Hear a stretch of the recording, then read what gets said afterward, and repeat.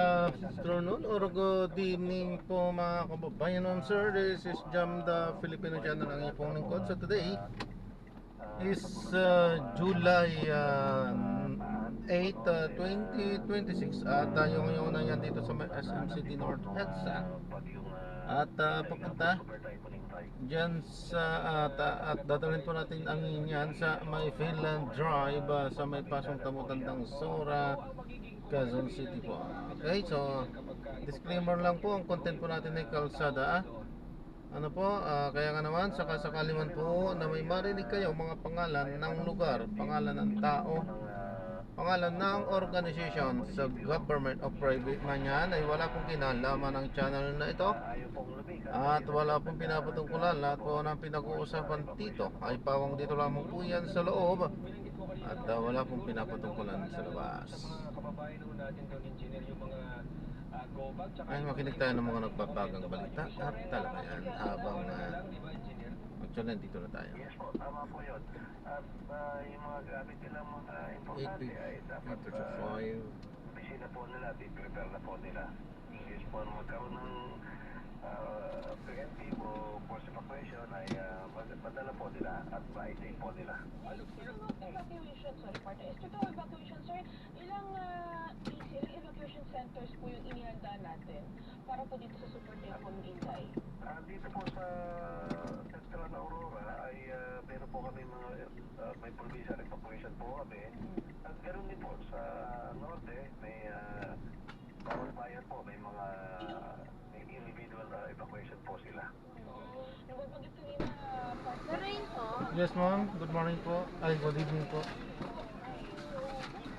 May mga plans po ba na magpatupad ng sea travel suspension po para masiguro na yung mga kabataan na maiwasan po na maapektuhan din itong bagyo?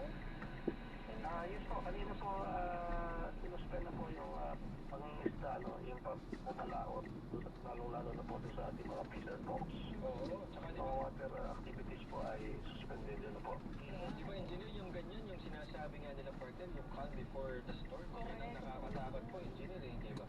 Kalmado, kaya kayo nakamonitor talaga, no? Balikan ko lang yung GOBAG engineer, tsaka yung mga dapat importanteng dokumento. Ano ba dapat laman ng mga naka-plastic na yan, kung saan nyo mailalagay na hindi mababasa? Ano ba yung mga importanteng dokumentong dapat ilagay po dyan? Siyempre, una po yung kanilang mga maintenance, ilagay na po nila doon sa kanilang GOBAG. At doon po importante na lang gamit, yung mga hindi po mga papeles mo na hindi pwede po basa, ilagay na rin po nila doon. Yung mga passport, mga passport, mga DSU, mga DSU. Itaas na rin partner yung mga kailangan itaas na mga gamit para kung sakaling may bahain, may mababalikan. Yung nagkabigla, sabi nga ni engineer, yung mga nagkabigla, taga muna, may nag-iba ng truck ang bagyo, nalispigas na tayo. Ano yung mga kukunin mong mabilis na lang? Kasi minsan nagtitake time yun, engineer, hindi ba yun? Ano nga ba ako ilabas? Di ba mga ganun no? Opo. Bumabalik pa. Bumabalik pa. Ngayon pa lang. Kaya nga po, dahil pa lang, pinagandaan na namin at nag-suspend na po sa klase. Sinuspend po namin kasi may mga pagkakataon na yung mga bata ay gigising bukas sa umaga tapos ay hindi pa na-suspend. Kawawa naman po sila. Tapos saka po tayo magsususpend kung kailan malakas na po yung ulan. Tsaka engineer, mainam din na, halimbawa, doon sa mga tsaka itong mabilisan ng mga yun. Kasi siyempre,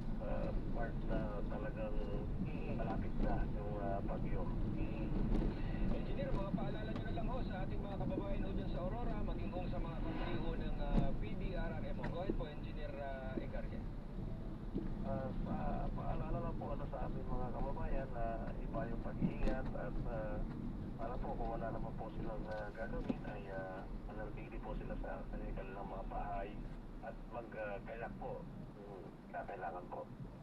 Ayun, maraming salamat po sa inyong oras. Engineer Elson Igarge, ang head ng PBRRMO Aurora. Partner. Salamat po, Engineer. Ingat po kayo, ha? Thank you Ingat po, engineer. Ingat po. TTTCMM, numero 1 sa aksyon. Partner, mula naman sa Aurora, tawid naman tayo sa Batanes. Nasa linya na natin si Cesar Espicol, ang head naman ng PBRRMO doon. Magandang gabi po, Jack Caparas po at Marlene Padiernos. Welcome po, Sir Cesar. Yes, good evening po, Sir Jet and Ma'am Marlene. Magandang gabi po. Sir, mga kamusta ko kami sa inyong preparation para po sa posibleng maging epekto ni Super Typhoon Inday? Yes po. Ayon po ay bukod sa nagpunta sa nakakit ng pizza kahapon, para malaman ko ano pa mga bilang paghahanda, ay patuloy po tayong advisory sa lahat ng ating mga kababayan at lahat ng munisipyo na maganda pa rin kahit sabihin natin na medyo malayo sa amin, para nasa signal lang kami ngayon, iba yung paghahanda pa rin po ang ginagawa natin dito. Ano ang mga paghahanda? Ano po yung mga adjustment?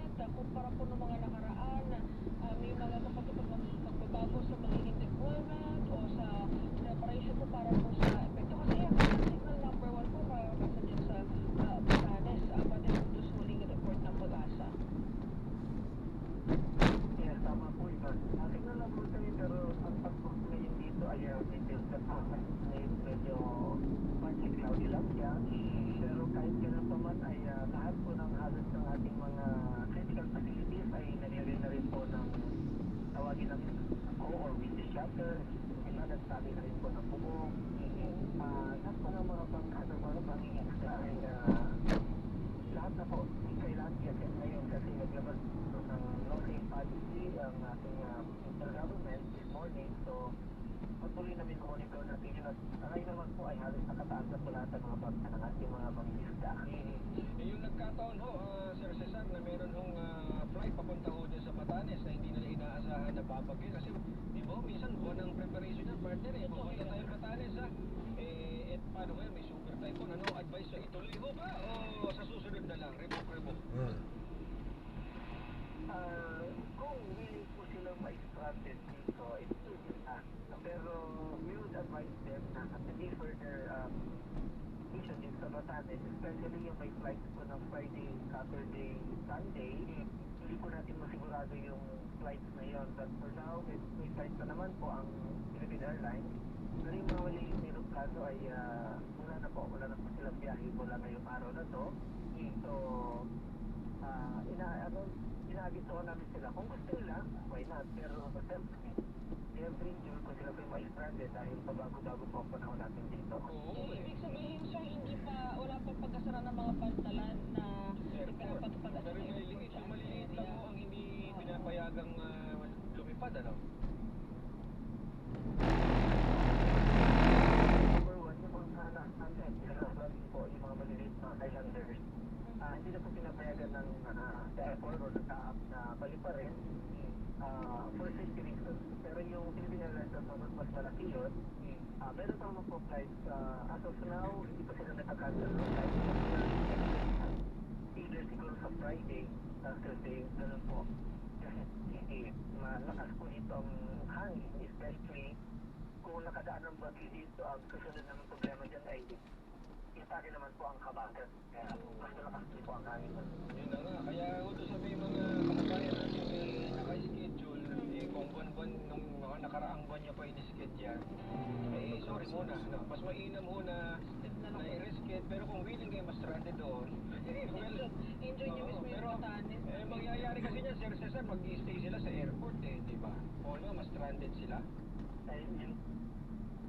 Nasa po bentado dun, pero since hindi naman po safe na dun sila, minsan nananasige ng mga hotels or Instead. matakbo rin sa evacuation centers namin pagka talaga hindi mabadi. So, siyempre nakatawad dahil Oo we have still control over the flight. So,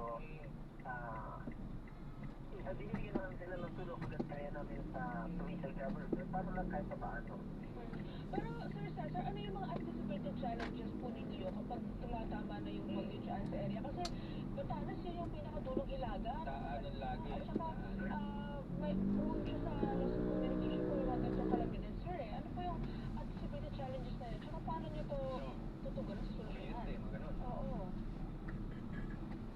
Yes po, una siguro sa kuryente, minsan at alam lang hindi na kaya automatic sinasgas po nila yung napukor para at least for safety reasons. Pero minsan, ang isang challenge namin is yung line of communication.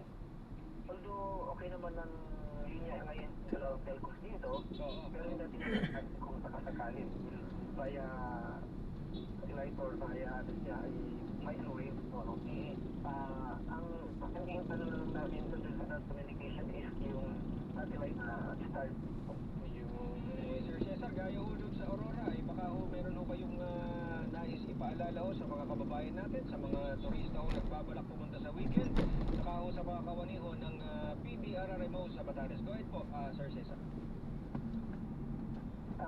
Yes, panawagan po namin ating mga kababayan at sa mga nakikinig po ay bayang pag-iingat po at makinig po tayo sa ating mga advisory upang tayo makapaganda at huwag po tayo magpakampante. Kahit alam natin na resident ng Batanes, nagkihada rin po tayo at patuloy din po magdasal para kahit paano makalumay-layo pa ang bagyo at mas kukot ang gamit na magagawa natin. So, dasal din po ang kailangan at yun po ang hinihingi natin sa inyo. Evening po. Alright, maraming salamat po sa inyong oras. Si Sir S. Nicole, ang head ng PDRRMO sa Batanes. Salamat po sir, mag-iingat kayo. TTTCMM, numero 1 sa aksyon. Ay, ayun na nga partner, yung mga kababayan natin na early booking, mahirap kung sumugal. Okay naman sila sa mga evacuation, halimbawa tight ang budget at wala na kayong pang extend sa hotel ninyo. Pwede naman, pero advice natin partner, wag na. Hindi na pa kayo isipin ng hindi ba? Oo, at saka isipin niyo na lang pag na-stranded po kayo ng dagdag gastos. Kasi tsaka kung hindi ka pinayagan, halimbawa may trabaho ka, hindi ka pinayagan. Paano mo mapapaliwanag yun? Ay, naku. May hirap yun. Tapos sabihin mo ng halimbawa kay work from home setup ka. Pwede ka magtrabaho remote. Kung mawala ng ano doon. Exactly. Batanes yan, partner. Adventure. Diba? Adventure kung adventure. Pero isa ka pa sa iisipin. Correct. Huwag ka naman makakampante, ha? Totoo yan. At Huwag saka, mo hinayang doon. Iparebook na lang. at saka sabi nga ni Sir Cesar daw, partner, kung kayo willing, edi go. Pero mas maiging wag na talaga. Kasi nga, kagaya na nababanggit po namin dito, unahin dapat ang safety. Seguridad mo. Dahil sa spot report, Una ang seguridad mo. yan. Teka muna, kanina pa tayo sinisignalan nito. Baka hindi ka bigyan ng tubig. Ay, nako. Ay, dyan lamang po kayo ha. Magbibigay dahil lamang po kami sa ilang paalala. Magbabalik ko po ang spot report. Ang bawat detalye, mahalaga bawat ebidensya. Susi sa katotohanan. Soft Report. Mga balitang kumpirmado, sigurado. PCMN. So easy to use.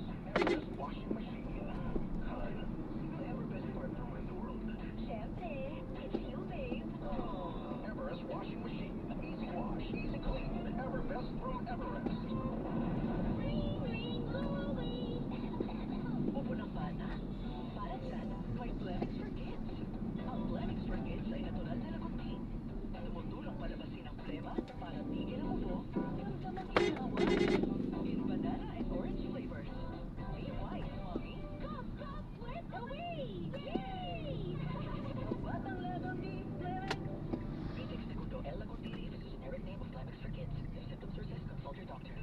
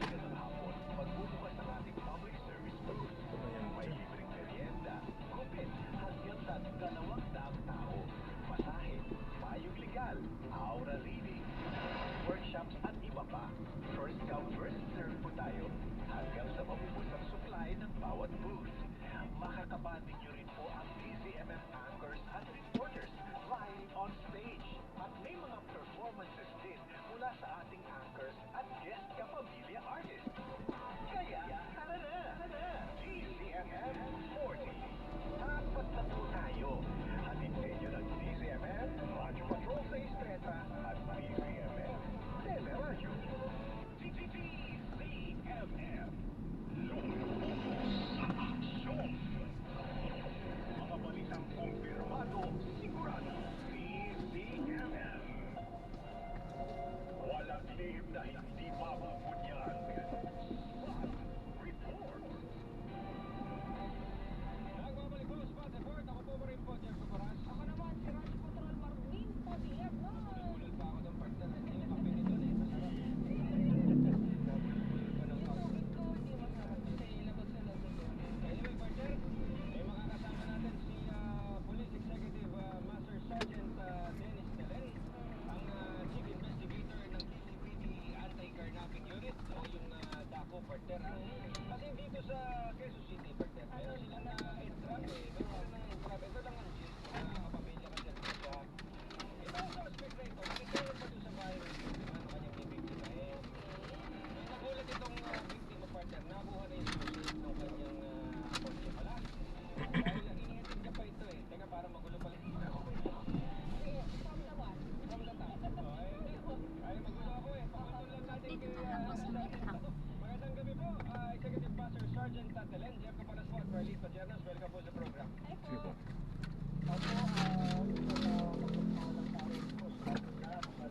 Okay po, ingat po. God bless po. Ayun o. Eh, pagkakti, ano ho, kwento ho nito? Ay, nakuha yung susi.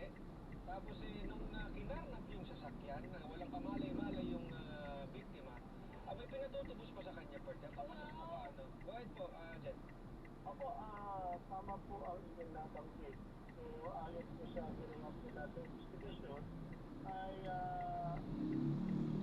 nagkaroon ng pagtitiwala itong taong ito at nakikinig po sa loob ng kanilang tahanan dito sa Mondo po sa Lungsod ng Quezon at hindi po na nila sa kalayan po na may-ari na nakuha na po na pala ang susi ng sakyan. At dahil dito, nagkaroon ng pagkakataon na makuha ang sakyan ay pinanay po yung sakyan na nabanggit at ito ay pinatutubos po sa may-ari ng sakyan. Grabe ano. Eh, tsaka diba, ang sabi pa nun na Jen, inihatid pa nung biktima, hindi ba? Inihatid pa sa terminal ba? O, uuwi na eh, nakitulog eh. Ayan, paalam po. Anong